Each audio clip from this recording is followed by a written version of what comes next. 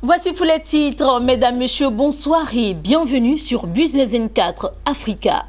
Rentrant en vigueur le 1er janvier 2018, le plan comptable bancaire PCB et le dispositif prudentiel apportent une nouvelle approche dans l'organisation des établissements financiers dans l'espace UEMOA, Union économique et monétaire ouest-africain. Pour faciliter la compréhension et la bonne implémentation de ces réformes, le cabinet Performance Bancaire a organisé une semaine de comptabilité bancaire à l'endroit des acteurs du secteur financier dans l'espace UEMOA. Corona Sekongo et Richard Akeke nous font le point.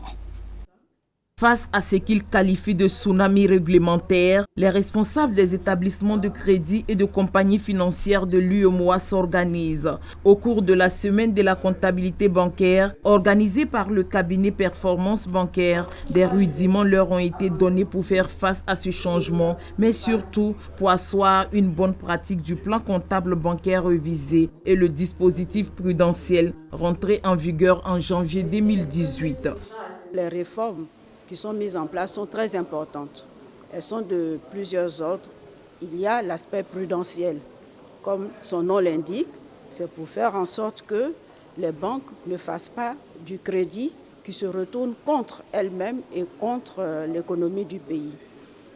La deuxième réforme est la réforme comptable, qui, elle, accompagne naturellement la réforme prudentielle.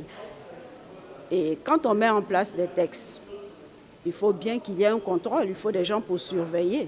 Réussit la mise en œuvre du plan comptable bancaire révisé et du nouveau dispositif prudentiel applicable aux établissements de crédit et aux compagnies financières de l'UEMOA serait avantageux pour les établissements de crédit, mais aussi pour le client. C'est une nouvelle façon de faire la comptabilisation. Et au niveau donc des lois baloises, vous savez, pour respecter la qualité de nos portefeuilles, il n'est pas bon que nous entretenions en nos seins des engagements à risque. Donc il est important de faire une surveillance accrue et très pointue de nos risques, de façon à pouvoir préserver l'épargne que nous confient nos clients.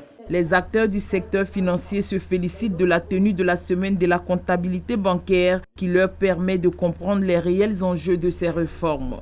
Vous pouvez exercer les mêmes activités, avoir les mêmes types d'entreprises, mais ne pas avoir les mêmes qualités de signature auprès des établissements de crédit. Cette formation que nous avons suivie pendant ces 4 derniers jours nous a permis d'évaluer la mise en œuvre de ces nouvelles dispositions, de relever les améliorations à continuer à mettre en œuvre pour être au même niveau que nos collègues sur le plan international. Nous avons eu des intervenants de très bon niveau qui nous ont permis vraiment de faire la synthèse de toutes les informations importantes dont nous devons tenir compte dans l'élaboration des nouveaux états financiers.